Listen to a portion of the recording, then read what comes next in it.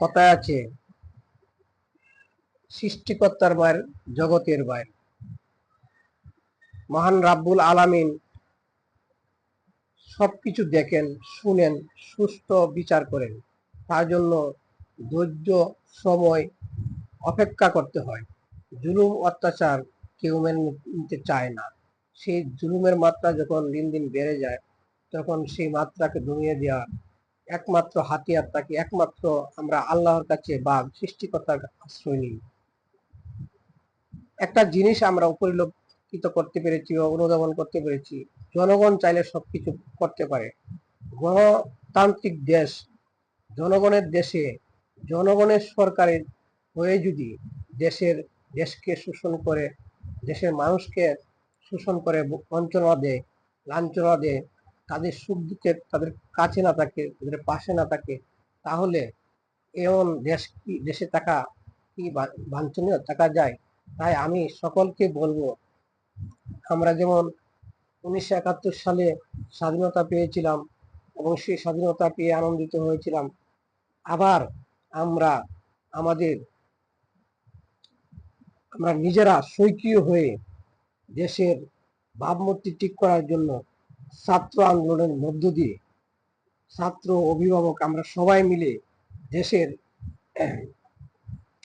ভাবমূর্তি ঠিক করার জন্য, দেশের সব কিছু সঠিকভাবে পরিচালনা করার জন্য যে পদক্ষেপ নিয়েছি, সেই পদক্ষেপের মধ্য দিয়ে আমরা অগণতান্ত্রিক ভোটবিহীন সরকারকে আমরা পরাস্ত করেছি এবং আমরা নতুন করে জনগণের হাতে ক্ষমতা আনয়ন করতে পেরেছি। আমরা চাই দেশে একটি সুন্দর, সুশৃঙ্খল এবং সকলের মতামত গ্রহণযোগ্য একটি নির্দলীয় একটি অন্তর্বর্তীকালীন সরকার গঠন করা হোক এবং সেটা অচিরেই গঠন করা হোক।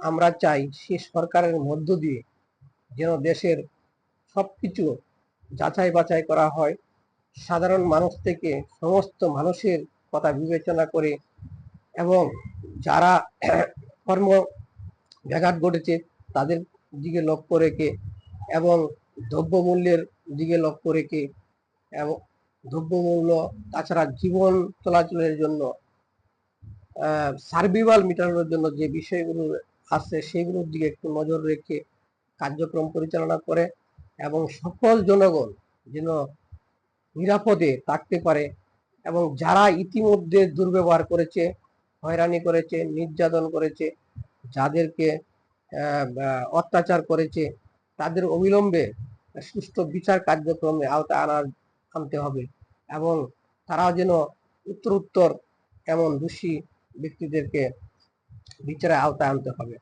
এবং যারা দেশের জন্য কাজ করেছে, দেশের জন্য জীবন দান করেছে এবং দেশের অধিকার আদায়ের জন্য জীবন দান বলিদান করেছে, তাদের পরিবারকে এবং তাদের জন্য সরকার অবশ্যই ভালো কিছু একটা করতে হবে এবং যারা দীর্ঘদিন ধরে নিরাপরাধ ব্যক্তিবর্গ অযথায় জেল কাটছে, এমন ব্যক্তিবর্গদেরকে অচিরেই মুক্তির ব্যবস্থা করতে হবে। সকলের আন্তরিক সহযোগিতা এবং দেশ উত্তরোত্তর সুন্দর সমৃদ্ধি লাভ করুক, এই কামনা ব্যক্ত রেখে আমি আমার কথা শেষ করছি। ধন্যবাদ সকলকে।